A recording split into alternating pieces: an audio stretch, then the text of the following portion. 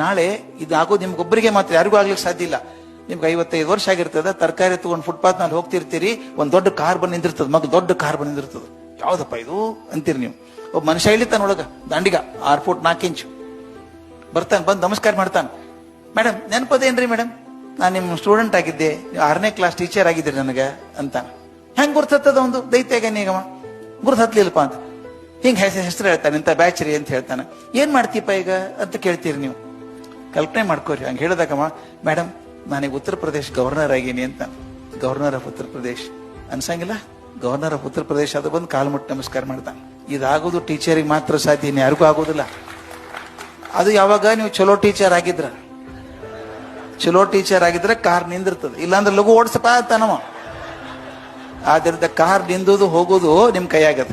ಮತ್ತೆ ಇನ್ನೊಂದು, ನಮ್ಮ ಪವರ್ ಎಷ್ಟದ ಗೊತ್ತೇನ್ರಿ, ನಮ್ಗೆ ಅರ್ಥ ಆಗಿಲ್ಲ, ನಮ್ಮ ಶಕ್ತಿ ನಮ್ಗೆ ಅರ್ಥ ಆಗಿಲ್ಲ. ಅಯ್ಯೋ ನಾವೇನ್ ಬಿಡ್ರಿ ಸರ್ ಪೂರ್ ಟೀಚರು. ಏನ್ ಪೂರ್ ಟೀಚರು? ರಾಷ್ಟ್ರಪತಿ ಕಲಾಮನ್ ಮಾಡಿದವರು ಟೀಚರೇ.